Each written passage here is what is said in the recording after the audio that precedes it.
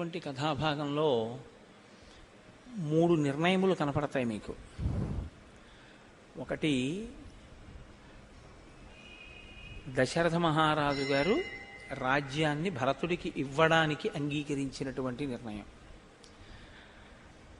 రాముడు అరణ్యవాసం చెయ్యడానికి తీసుకున్నటువంటి నిర్ణయం. కైకమ్మ ఇతపూర్వం తనకిచ్చినటువంటి 2 వరాల్ని దశరథుడి దగ్గర పుచ్చుకుని తీరాలి అని చేసుకున్న నిర్ణయం. నిన్న ఆ 3 నిర్ణయాలు మీకు కనపడ్డాయి.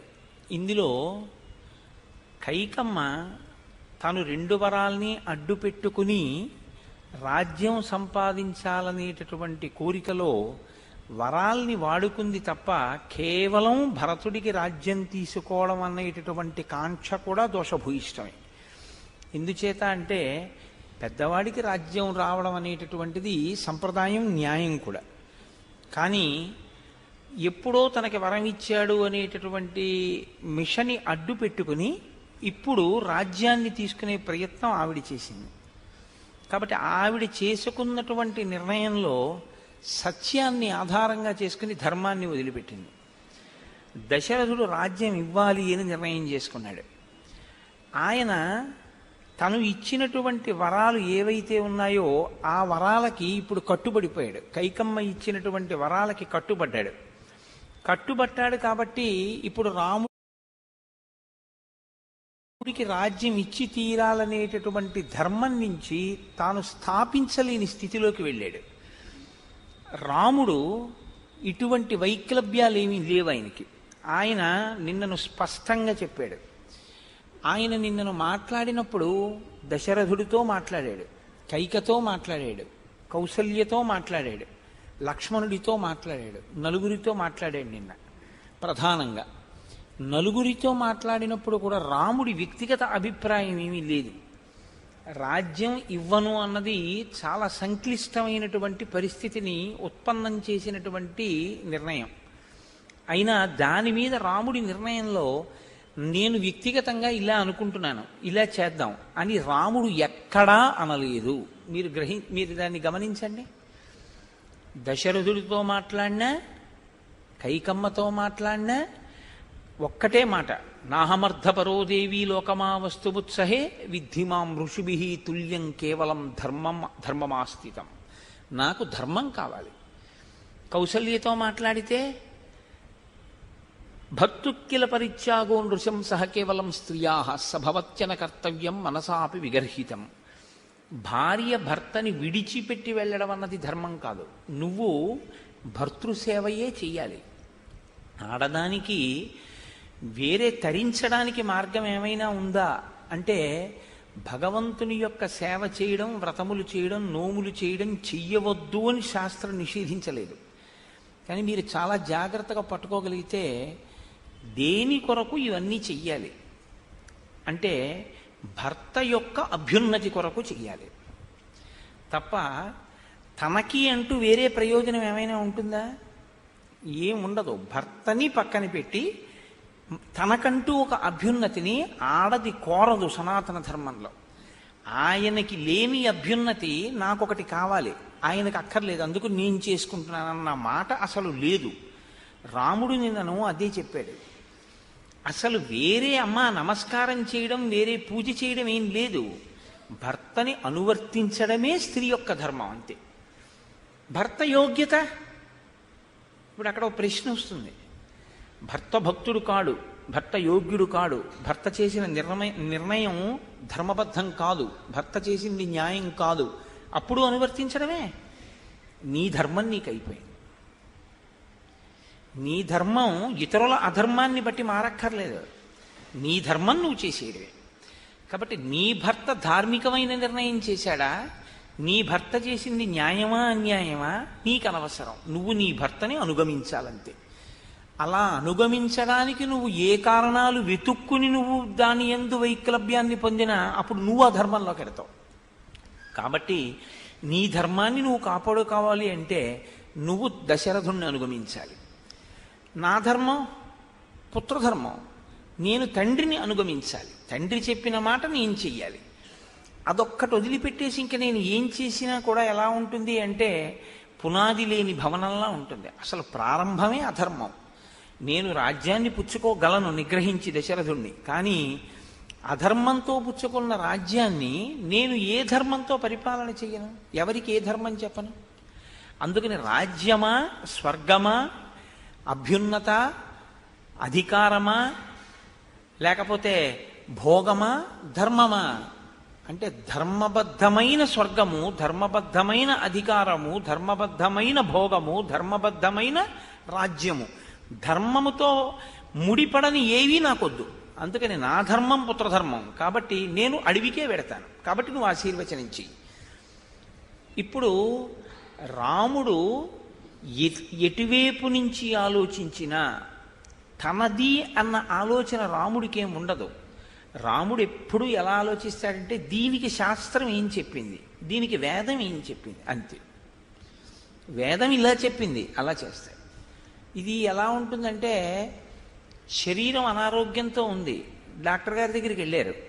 డాక్టర్ గారు అన్నారు ఈ మందు వేసుకో, కానీ పెరుగు అన్నం తినకు అన్నారు. ఇప్పుడు పెరుగు అన్నం తినడమా, పెరుగు అన్నం తినకపోవడమా?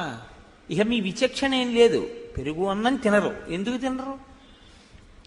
ఎవరో ఒక ఆయన పల్లెటూరు నుంచి వచ్చి ఏమండి మా గేది పాలు తీసుకొచ్చాం, పెరుగు గట్టిగా రాయిలా తోడుకుంటుంది, మా గేది పెరుగు చాలా కమ్మగా ఉంటుందన్నాడు. నేను తినను.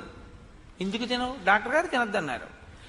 వేదం ఏది వద్దందో అది నేను చేయను, వేదం ఏది చేయమందో అది నేను చేస్తాను. కాబట్టి నాకు ధర్మానికి ప్రమాణమేమి వేదమే. ఇది రాముడు. అందుకే నేను మీతో మనవి చేసింది, రామాయణంలో రాముడు ఏం చేశాడో మీరు గ్రహిస్తే మీకు ధర్మం వేదం తెలిసినట్లే. ఇంకా మళ్ళీ ఏమీ కొత్తగా మీరు నాకు ఇది తెలియలేదని బెంగ పెట్టుకోవలసింది ఏమి ఉండదు. కాబట్టి రామాయణాన్ని మీరు తెలుసుకోగలిగితే చాలు. అందుకే రామాయణాన్ని రామాయణంగా మీరు చదువుకుంటే చాలు. మీరు అందులో కష్టపడవలసింది ఏమి ఉండదు. రాముడే చెప్తూ ఉంటాడు, ఇది ధర్మం అంటూ ఉంటాడు, వివరణ చేస్తూ ఉంటాడు. చాలా చక్కగా జీవితానికి అన్వయం చేసుకుని జీవించగలిగినటువంటి సుసంపన్నమైనటువంటి వ్యవస్థ మీకు శ్రీరామాయణాన్ని అవగతం చేసుకోవడం వల్ల ఏర్పడుతుంది. కాబట్టి ఇప్పుడు ఆయన కౌసల్యా మందిరంలో ఆశీర్వచనాన్ని పొంది అక్కడి నుంచి బయలుదేరి సీతమ్మ మందిరానికి వెళ్ళాడు. సీతమ్మకి కూడా తెలియదు యవరాజ్య పట్టాభిషేకం ఆగిపోయింది, రాముడు అరణ్యవాసానికి వెళ్ళిపోతున్నాడు అని. అక్కడ ఉన్నటువంటి జనం అందరూ కూడా రాముడు ఇప్పుడే అభిషేకాన్ని పొంది వస్తాడు అనేటటువంటి సంతోషంతో నిలబడి ఉన్నారు. వచ్చిన రాముడు చాలా ఖిన్నుడై చింతాక్రాంతుడై ఉన్నాడు. ఇక్కడ మీరు ఒక విషయం పట్టుకోవాలి. ఇప్పటి వరకు లేడుగా. అభిషేక సంబారాల పక్క నుంచి వస్తున్నప్పుడు మనసు కుందుతుంది. ఎందుకో తెలుసా అండి? ఇప్పుడు వీటితో నాకే చేస్తారు అని అనుకున్నది తనకి చెయ్యట్లేదు వాటితో అని అనిపించినప్పుడు ఆ పదార్థాలను చూసినప్పుడు ముఖం వివరణం అవుతుంది. రాముడికి అలా అవ్వలేదు. వాటికి ప్రదక్షిణం చేసి నమస్కారం చేశాడు. అది ఎవరికి ఉపయోగించినా అవి పవిత్ర పదార్థములు, వాటిని చూసి నా మనసు కుందకూడదు. రెండు, ఇది లేదన్న బెంగ నాకుంటేగా నేను ధర్మం పాటిస్తున్నానుగా. నిన్న నాన్నగారు చెప్పిన మాట విని పట్టాభిషేకం చేసుకుంటే ఏ ధర్మమో ఇవి నా నెత్తిన పోసి ఉండేవారు. ఇవాళ నాన్నగారు చెప్పిన మాట వినడం కోసం ఇవి నా నెత్తిన పొయ్యకుండా ఉంటున్నారు. వాటి పవిత్రత వాటిది, నా పవిత్రత నాది. కాబట్టి వాటికి ఓ ప్రదక్షిణం చేసి వెళ్ళిపోయాడు. మరి సీతమ్మ మందిరానికి వచ్చినప్పుడు ఎందుకు చింత అంటే మహర్షి చాలా చమత్కారంగా మాట్లాడతారు. తాం దృష్ట్వాసహి ధర్మాత్మ న శశాకమనోగతం తం శోకం రాఘవ సోఢుం తతో వివృతతాం గతః. అక్కడ దాకా వచ్చిన తరువాత కౌసల్యా మందిరానికి వెళ్ళినప్పుడు స్థిరంగా నిలబడ్డాడు. లక్ష్మణుడితో మాట్లాడినప్పుడు స్థిరంగా నిలబడ్డాడు. సీతమ్మ గృహం దగ్గరికి వచ్చిన తర్వాత సీతమ్మ వంక చూశాడు ఇలాగా. ఆవిడ మంచి సంతోషంగా ఉంది. వాళ్ళ ఆయనకి యవరాజ్య పట్టాభిషేకమై వస్తాడని. ఆవిడ ఈయన్ని చూసింది. చూసినప్పుడు ఆవిడకి అనుమానం వచ్చింది, అదేమిటి అలా ఉన్నాడు, ఇలా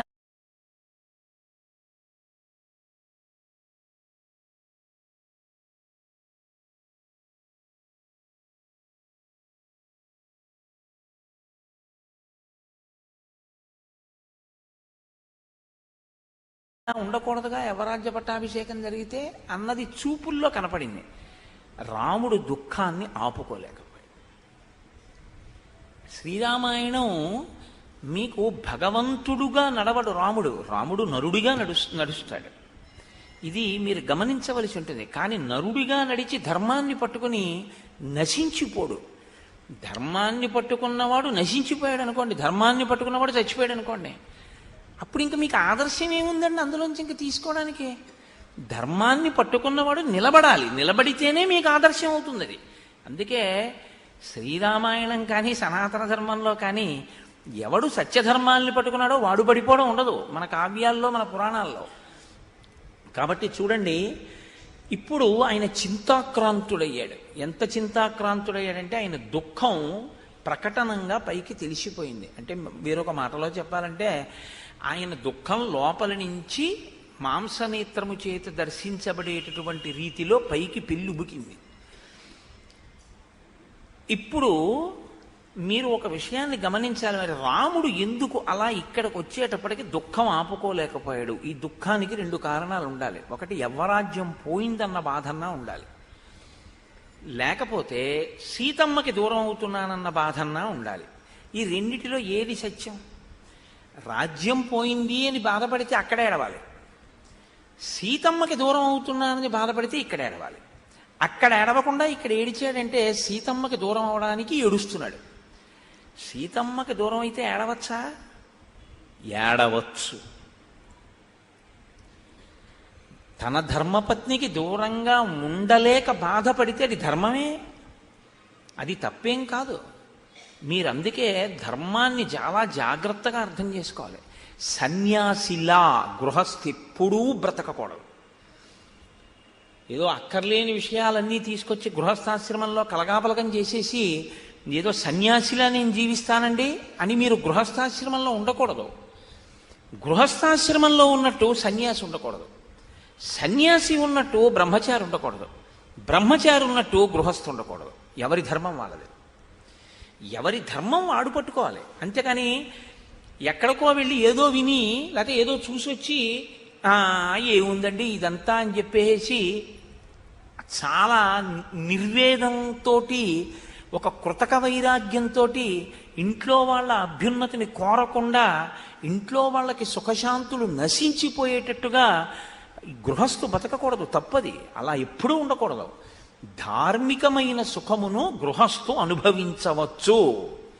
అడగాలి ప్రతిరోజు, ధర్మపత్ని సమేతస్య, నా కుటుంబంలో ఉన్న వాళ్ళందరి యొక్క అభ్యున్నతి కొరకు నేను ఈ పూజ చేస్తున్నాను అని నువ్వు అడగాలి. అంతేకాని నువ్వు అలా కోరకుండా ఉండడానికి నువ్వు గృహస్థాశ్రమంలో లేకుండా లేవు, నువ్వు గృహస్థాశ్రమంలో ఉన్నావు.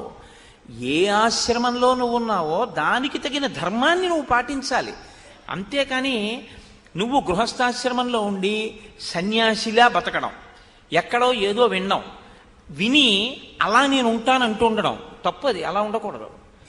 అనుష్ఠానం అనేటటువంటిది స్పష్టంగా ఉండాలి. మీరు ఒక నిర్దిష్టమైనటువంటి అవగాహనతో బతకడం నేర్చుకోవాలి. శ్రీరామాయణం మీకు నేర్పుతుంది. ఏమిటండి భార్య ఏమిటండి బిడ్డలు ఏమిటండి అని నాకేం అలాంటివి లేవు సుమండి అంటే తప్పది. లేవేమిటి నీకు గృహస్థాశ్రమంలో ఉండాలి. నీ భార్య మీద మమకారం ఉండొచ్చు, తప్పేం కాదు. నీ భార్యకి దూరంగా నువ్వు ఉండలేకపోతే, నువ్వు బాధపడితే, నీకు ఆమె జ్ఞాపకానికి వచ్చి నువ్వు బెంగ పెట్టుకుంటే అందులో ఏమీ దోషం లేదు. నీ భార్యని కాకుండా వేరొకరి భార్య యందు నీకు అనురక్తి కలిగితే పరమ తప్పు. అందుకే సుందరకాండలో సీతమ్మ కూడా నివర్తయ మనోమత్త స్వజనే క్రియతాం మనః, నీ వారి యందు మనసుంచుకో అని చెప్పింది. తప్ప నీ వారి యందు కాకుండా మాత్రం మనసు పెట్టకూడదు. ఏది ఎక్కడ చెయ్యాలో అది ధర్మం. ధ్రియతేవా జనయిరితి ధర్మం. బాగా పట్టుకోండి, పట్టుకునేది ధర్మం. ఎక్కడ ఏది పట్టుకోవాలో అది పట్టుకోవాలి, ఎక్కడ ఏది వదిలేయాలో అది వదిలేయాలి. అందుకే మనకి ఓ మాట ఉంటుంది, పట్టు విడుపు తెలుసండి ఆయనకి అంటారు. ఈ పట్టు విడుపు రాదనుకోండి అభ్యున్నతి ఉండదు జీవితంలో, తెలియదు అనమాట. ధార్మికంగా ఉండడం, ధర్మం తెలియడం అంటే దాని స్థితి వేరుగా ఉంటుంది. రాముడు కాబట్టి సీతమ్మ దగ్గరికి వెడితే మాత్రం తన దుఃఖాన్ని ఆపుకోలేకపోయాడు. ఇప్పుడు ఆవిడ నోటి వెంట ప్రశ్నల పరంపర వచ్చింది. అదేమిటి, వెళ్ళిన మనిషి అంత సంతోషంగా వెళ్ళారు, వచ్చిన మనిషి ఇంత బాధగా వచ్చారు, దుఃఖితుడిగా ఉన్నాడు. ఆవిడ లోపల పెళ్ళుబుకినటువంటి అనుమానాలన్నీ ప్రశ్నలుగా బయటకు వచ్చాయి. అలా ఎందుకు వచ్చాయి అంటే స్వాతంత్ర్యం. స్వాతంత్ర్యం, ఓదార్పు. ఏ ఇబ్బంది కలిగింది మీకు అని ఇన్ని ప్రశ్నలు వేసేసింది. మీరొకటి విషయాన్ని ఎప్పుడు బాగా మనసులో గుర్తుపెట్టుకుని ఉంచుకోండి. ఇది ప్రత్యేకించి పెళ్ళి కావలసినటువంటి వాళ్ళు బాగా తెలుసుకుని ఉండాలి. గృహస్థాశ్రమంలోకి ప్రవేశించే ముందు ఇది బాగా తెలుసుకోవాలి. భార్యాభర్తలలో ఒకరు కీర్తి గణించడం, రెండవ వారు ఆ కీర్తిని పాడు చెయ్యలేకపోవడం అన్నది ఉండదు. కీర్తి ఇద్దరికీ కలిపే ఉంటుంది తప్ప కీర్తి ఒకరికి ఉండి ఒకరికి లేకపోవడం కుదరదు గృహస్థాశ్రమంలో. మీకు నేను ఒక ఉదాహరణ చెప్తాను చూడండి. ఇప్పుడు నేను మీతో ఏదో రోజు రామాయణం గురించి మాట్లాడుతున్నాను. మీరు ఎప్పుడైనా కాకినాడ వచ్చి మా ఇంటికి వచ్చారనుకోండి, మా ఇంటికి వస్తే అలా ఈశ్వరుడి దయ వల్ల జరగదు, కానీ ఒక హేయమైన ఉదాహరణ మీ మీద పెట్టడం ఇష్టం లేక నా మీద నేను పెట్టుకుంటున్నాను. నా భార్య చాలా దురుసుగా మాట్లాడింది అనుకోండి, మీరేమంటారు వెంటనే? ఆవిడ దురుసుగా మాట్లాడింది అనరు. ఆయన ఏమిటండి పాపం మరి అంతలా చెప్పాడు అన్నీని, ఆయన మాట్లాడినప్పుడు చాలా సాత్వికంగానే మాట్లాడాడు, చాలా నెమ్మదస్తుడిగానే ఉన్నాడు, ఏమిటో పాపం ఆయనకి ఇలాంటి భార్య అంటారు. భర్త కీర్తి భార్యయే కాపాడుతుంది, ఇనుమడింపజేస్తుంది. భార్య కీర్తి భర్త ఇనుమడింపజేస్తాడు. భర్త మనశ్శాంతి భార్య దగ్గర దొరుకుతుంది, భార్యకి మనశ్శాంతి భర్త దగ్గర దొరుకుతుంది. ఆవిడ యొక్క పూజార్హత చేత ఆయన కూడా పూజార్హుడవుతాడు. అత్రి అనసూయ గురించి అదే చెప్తాడు. ఆయన పూజార్హత చేత ఆవిడ కూడా పూజార్హురాలవుతుంది. మీకు నేను ఒక ఉదాహరణ చెప్పాలి అంటే బాగా అర్థం అవడానికి, నా భార్య ఎప్పుడు ఏం ఉపన్యాసం చెప్పలేదు, కానీ నేను నా భార్య కలిసి వస్తున్నాం అనుకోండి, ఇదేంటి ఈయనకి పెట్టండి, ఆవిడికి అక్కర్లేదు, ఆవిడ ఎప్పుడు ఏం ఉపన్యాసం చెప్పలేదని ఎవరు అనరు. నాకు పెడితే ఆవిడికి పెడతారు. ఎందుకంటే ఆవిడికి ఎందుకంటే ఆవిడ మీకేమైనా చెప్పిందా? ఎందుకు ఆవిడికి ఎందుకు నమస్కారం? ఆయన చెప్పడానికి బలం ఆవిడ వండి పెట్టిన అన్నం. ఆవిడ వండి పెట్టింది కాబట్టి రామాయణం చదివాడు. ఆవిడ మానేసి నువ్వు నీ రామాయణం అని ఆవిడ ఎక్కడో తిరిగితే ఈయన అన్నం వండుకుంటే ఈయన రామాయణం ఏం చదివేవాడు? ఆయన చెప్పిన రామాయణానికి ఆవిడే వెనకాతలుంది కాబట్టి ఆయనలోంచి ప్రకటనమైన దానికి వెనక ఆవిడుంది కాబట్టి ఆయనకి ఎంత నమస్కారమో ఆవిడికి అంతే నమస్కారం, ఆవిడికి ఎంత నమస్కారమో ఆయనకి అంతే నమస్కారం. దాంపత్యంలో ఈ అవగాహన ప్రధానంగా ఉండాలి. ఇది లేకపోతే ఏమవుతుందో తెలుసా అండి? నేను ఆయన అన్న భావన ఉంటే అది నడవదు. ఇంకా అది ఒక సమగ్రత లేని స్థితి వస్తుంది. మన ప్రారంధ కర్మ ఏమిటంటే ఆడవాళ్ళు మగవాళ్ళు ఏదో స్త్రీలకి తక్కువ పురుషులకి ఎక్కువ, ఇలా ఒక విచిత్రమైనటువంటి వాదన ప్రబలిపోయింది, అర్థం పర్థం లేని వాదన. అలా ఎక్కడా ఏం లేదు.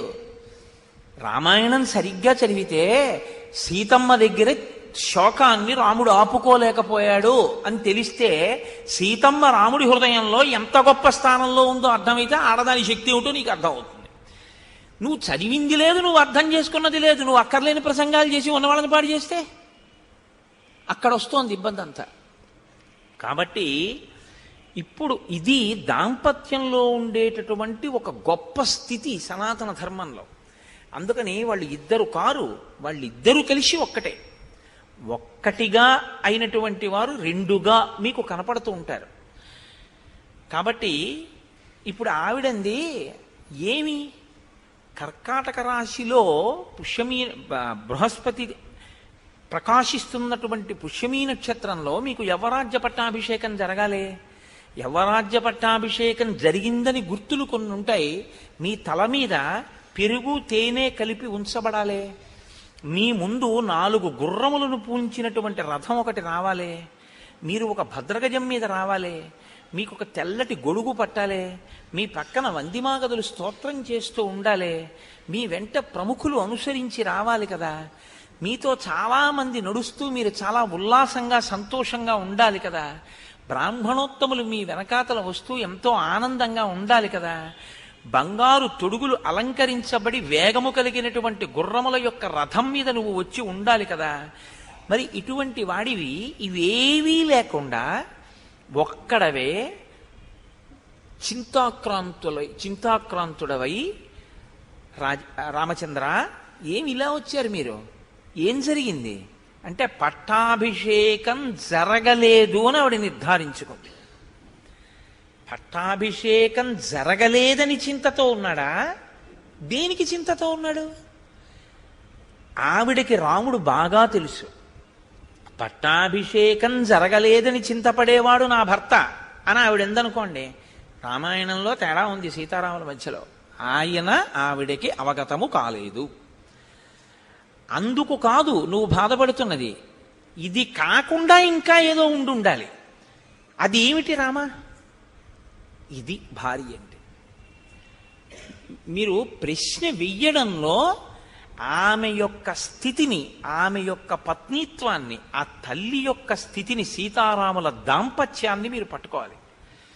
ఇప్పుడు రాముడు అన్నాడు సీతమ్మతో, 14 వర్షాణి వస్తవ్యం దండకే మయా పిత్రామే భరతశ్చాపి యవ్వరాజ్యే నియోజితః సోహం త్వామాగతో ద్రష్టుం ప్రస్థితో విజనం వనం భరతస్య సమీపేతు నాహం కథ్య కదాచన బుద్ధియుక్తా హి పురుషా న సహంతే పరస్తవం తస్మాన్నతే గుణాః కథ్యా భరతస్యగ్రతో మమ నాపిత్వం తేన భర్తవ్య విశేషేణ కదాచన అనుకూలతయా శక్యం సమీపే త్వస్య వర్తితుం. ఆయన ఎంత చమత్కారంగా అంటే ఎంత గంభీరంగా మాట్లాడాడంటే ఆవిడ తరువాత ప్రశ్న వేసే అధికారాన్ని ఇవ్వకుండా మాట్లాడేశాడు రాముడు. అంటే ఈ మాట్లాడేటటువంటి తీరులో మీరు ఒక విషయాన్ని గమనించవలసి ఉంటుంది రాముడు చెప్పడంలో. నేను 14 సంవత్సరములు అరణ్యవాసానికి వెళ్ళిపోతున్నాను. ముందేం చెప్పాలండి? నేను రాజ్యం భరతుడికి ఇచ్చారని చెప్పాలి. ఎప్పుడు చెప్పాలి? తనకి రాజ్యం మీద ప్రీతి ఉంటే. భార్యని చూసి నీకు దూరంగా ఉండడం అనేటటువంటిది భరించలేక ఏడుస్తున్నానంటే అది ముందు పైకి రావాలి కదా. రాజ్యం కోసం ఏడిస్తే రాజ్యం పోయిందని ముందు చెప్తాడు. భార్యకి దూరంగా ఉండడం భరించలేక ఏడుస్తున్నానంటే ఇది ముందు చెప్తాడు. ఏది ముందు చెప్పాడు? రాజ్యం పోయిందని చెప్పాడా? ముందు 14 ఏళ్ళు అడవికి వెళ్తున్నానన్నది ముందు చెప్పాడా? 14 ఏళ్ళు అడవికి వెళ్ళిపోతున్నాను సీత అని ముందు చెప్పాడు. ఆ మాట ఎందుకు వచ్చింది ముందు అంటే 14 ఏళ్ళు తాను అడవికి వెళితే సీతమ్మకి దూరం అయిపోతానని ఏడుస్తున్నాను. ఇప్పుడు రాముడు రాజ్యం కోసం కాదు, భార్యకి దూరంగా ఉండలేక ఏడుస్తున్నాడు. అలా ఏడవచ్చా? మీకు ఇందాకనే చెప్పా, ఏడవచ్చు, తప్పేం కాదు, అది ధర్మంలో అంతర్భాగం, భార్య యందు ప్రేమ. కాబట్టి ఇప్పుడు రెండో స్థితిలో ఆ కారణం చెప్తున్నాడు. పిత్రామే భరతశ్చాపి యవ్వరాజ్యే నియోజితః. నా తండ్రి భరతుణ్ణి యవ్వరాజ్యమునందు స్థాపించాడు. ఇది మీరు గమనించాలి. కైకమ్మ వరాలు అడిగింది, నాకు ఇవ్వద్దంది, రాజ్యం భరతుడికి ఇచ్చేయమంది, మా నాన్న ఒప్పుకున్నాడు, అందువల్ల భరతుడికి రాజ్యం వెళ్ళిపోతోంది అని చెప్పలేదు. భరతుణ్ణి రాజ్యమునందు దశరథుడు స్థాపించాడన్నాడు. అంటే మా నాన్నగారికి అధికారం ఉంది, ఆయన ఇష్టం ఎవరికైనా ఇస్తారు, అంతేగాని నాకు ఇవ్వలేదు, మా అమ్మ అలా అడిగింది. అసలు ఆ ధోరణిలో మాట్లాడే నైజమే రాముడి దగ్గర లేదు. అంటే అసలు అటువంటి స్థితి ఆయనలోకి వెళ్ళదు. అది కదలని స్థితి. అంటే అది కదలని స్థితి వాక్కుల చేత తెలుస్తుంది, లేఖితనం వాక్కుల చేతనే తెలుస్తుంది. ఇది రాముడు అంటే. అందుకు కదండి యుగాలు మారిపోయినా మనం పూజ చేస్తూనే ఉన్నాం, రామాయణం చెప్పుకుంటున్నాం. ఇది రాముడు అంటే. రామాయణం చదివితే మీరు ఎవరితో మాట్లాడేటప్పుడు ఎలా మాట్లాడాలో బాగా దిద్దబడుతుంది. రామాయణానికి ఆ శక్తి ఉంది. కాబట్టి ఆయన అంటున్నాడు, ఈ రాజ్యాన్ని భరతుడికి ఇచ్చేశాడు. ఇప్పుడు భరతుడు యువరాజు అవుతాడు. సీత, నువ్వు భరతుడితో చాలా ఆదరంగా ప్రవర్తించవలసి ఉంటుంది. ఎందుకో తెలుసా? ఇంతకు ముందున్న స్థితి వేరు, ఇప్పుడున్న స్థితి వేరు. పూర్వం నువ్వు వదినవి, సహజంగా నేను యువరాజునవుతాను అనేటటువంటి ఒక స్థితి లోకంలో ఉంది. కాబట్టి నువ్వు చనువుగా ఒక కొడుకుతో మాట్లాడినట్లు మాట్లాడేదానివి భరతుడితోటి. ఇప్పుడు అలా మాట్లాడకూడదు. ఎందుకో తెలుసా? భరతుడు యువరాజు. యువరాజుతో మాట్లాడేటప్పుడు ఎలా ఉండాలో అలా మాట్లాడాలి. రెండు, రాజు రాజ్యంలో ఉన్నప్పుడు లేదా రాజు రాజ్యం చేసేటప్పుడు ఆయనే పోషించినట్టు, ఎవరినైనా సరే ఆయనే పోషించినట్టు ఆ రాజ్యంలో ఉంటే. నిన్ను విశేషంగా పోషించవలసిన అవసరం భరతుడికి లేదు. కాబట్టి చాలా ఎక్కువ నువ్వు ఇక్కడ కోరుకోకు ఇంకన్నాడు. అంటే ఆయన సీతమ్మ ఇక్కడ ఉండాలని మాట్లాడుతున్నాడు. మీరు ఈ కోణం గమనించారా? నిన్ను వదిలి నేను ఉండలేను కాబట్టి ముందు బయటపడ్డాడు. కాబట్టి ఇప్పుడు ఏమనొచ్చు రాముడు భర్తగా? వదిలి ఉండలేకపోతే భర్తగా ఏమనొచ్చండి? నువ్వు వచ్చి పెడదాం అనొచ్చు. ఇప్పుడు దీన్ని ఎవరు అడ్డు పెట్టలేరు కదండి. సీత నువ్వు నాతో వచ్చేయి అంటే మీ ఆవిడ్ని తీసుకెళ్లకు అని దశరథుడు అనలేడు. వచ్చేయి అనొచ్చు. మరి వచ్చేయి అంటలేదు, నువ్వు ఇక్కడ ఉండిపో అంటున్నాడు. అంటే ఏమి రాముడి ఉద్దేశ్యం? మరి వాళ్ళ అమ్మగారిని అయితే ఏమన్నాడు? భర్తని సేవించడం పరమధర్మం, నువ్వు భర్తని అనుగమించమ్మా అన్నాడు. మరి సీతమ్మనైతే నువ్వు నాతో రా అంటలేదు, నువ్వు ఇక్కడ ఉండిపో అంటున్నాడు. మరి అదేంటి వాళ్ళ అమ్మగారికి చెప్తే ఓ ధర్మము, వాళ్ళ ఆవిడితో మాట్లాడితే ఓ ధర్మమా? మరి ఇప్పుడు రాముడి విషయంలో రాముడు మాట్లాడుతున్న దాంట్లో అంతా బాగున్నా ఇది కొంచెం మీకు అదోలా లేదు. అదేమిటంటే మరి సీతమ్మ దగ్గరికి వస్తే ఓ ధర్మం చెప్తున్నాడు, కౌసల్యకైతే ఓ ధర్మం చెప్తున్నాడు. మరి ఇక్కడ చిన్న తేడా వచ్చిందే అని మీకు అనిపిస్తుందిగా రామాయణం చదివేటప్పుడు. ఎందుకు బెంగ పెట్టుకుంటారు? రాముడే చెప్తాడు. నేను చెప్పానుగా, రామాయణం స్పష్టంగా ఉంటుంది. మీరేం బెంగ పెట్టుకోకర్లేదు, అన్నీ మీకు కనపడతాయి. మీకు అనుమానం వస్తే ఓ పుస్తకం తీసుకోవడం, ఎర్రసీరాతో రాసుకోవడం, మళ్ళీ దానికి మీకు వివరణ మళ్ళీ రామాయణంలో కనపడుతుంది. ఇది ఇక్కడ కనపడిందని దాన్ని కొట్టేయడం అంతే. కాబట్టి